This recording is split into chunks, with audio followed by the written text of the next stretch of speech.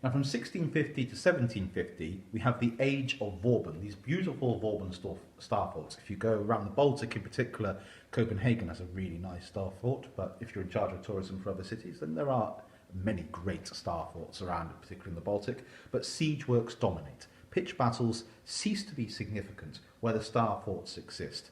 Instead, prolonged, protracted sieges of trying to starve the defenders of the star forts out predominates from 1650 to 1750, with wars therefore being short-ranged border affairs, as you can't really get beyond the star forts once built along a frontier.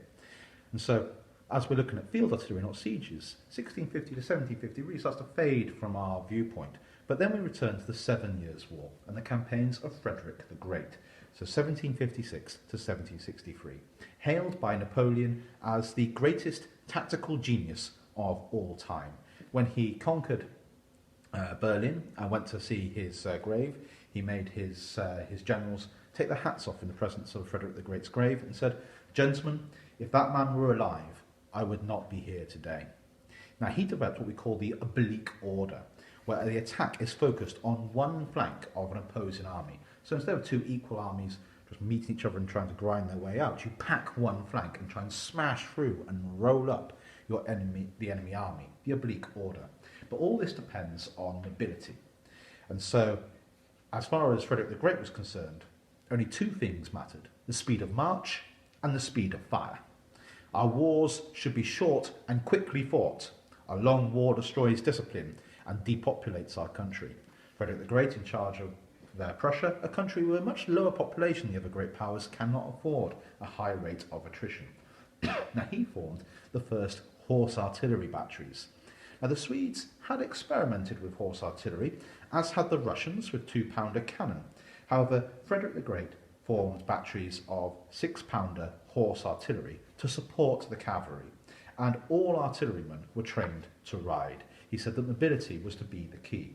No longer were they going to be allowing civilians to drag guns slowly forward.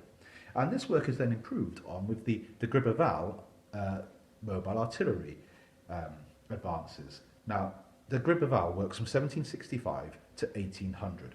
And he's the Inspector General of the French Field Artillery from 1776. And he insists on the standardisation of guns and mortars to allow the supply of armies to be a lot easier.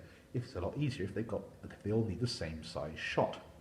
And he also improved the design of the gun carriage and the limber. When we think of cannon limbers, we tend to think of the de Gribeauval system. Now, it gave all artillery much greater mobility and allowed horse artillery to become a lot more common. With standardisation, the artillery also became a lot cheaper and therefore more common. And in particular, the standard size of the 12-pounder was introduced.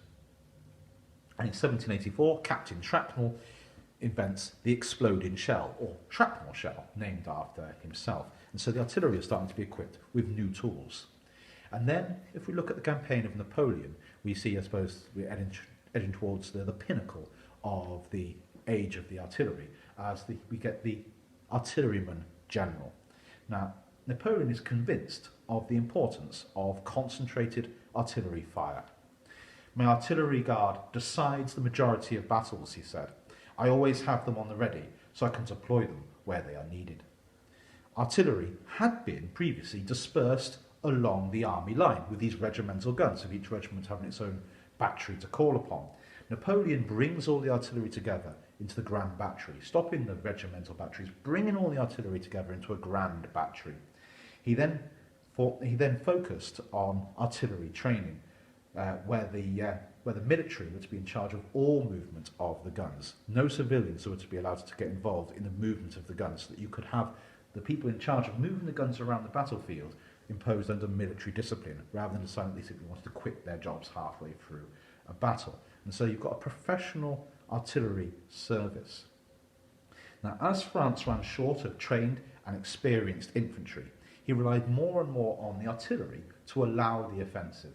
With France being attacked, as we've seen if you've seen my lecture on the Napoleonic Wars, France gets attacked from all sides and relies on what they call the levée en masse, the calling up of all able-bodied men to protect the sacred soil of France. At the start of the Revolutionary Wars, often these French troops have no muskets and are given pikes once again to try and defend France. To win these battles, the artillery is key to support this infantry. And Napoleon's there to keep the artillery in reserve and not to hand out the guns in penny packets. Now, the artillery arm of the Grande Armée was gradually built up and up and up to become the combat arm of decision, deployed by first-rate, combat-tested commanders, the likes of which will probably never be seen again. And so some of the examples of these great artillery leaders includes men like Suleiman. Now, he galloped up to within a stone's throw of the Russian lines at the Battle of Friedland, and then killed 4,000 Russian grenadiers in 20 minutes, and then proceeded to halt by sustained artillery fire a charge by the Russian Guard cavalry using the de Gribeauval artillery system, and leaving the Russian centre in absolute tatters to win the Battle of Friedland.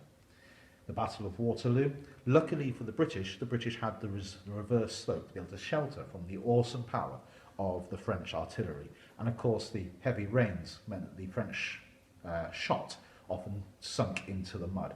But despite this, the 27th Inniskilling ordered to hold a gap in the slope where the French artillery could see them clearly in the open. They there took a murderous barrage and famously died in square, told they had to hold this gap to try and save the lines, hammered by the French artillery all day. 65% of them would be casualties by the end of the day. Famously, they would try and save their colours by getting two veterans to take their colours away from the battle as the regiment was dying in the square, and these two soldiers returned the standards and then heroically returned to stand in the square, getting hammered by the French artillery. I mean, most of us, I think, would have stayed with the standards at the back and claimed they'd done our duty.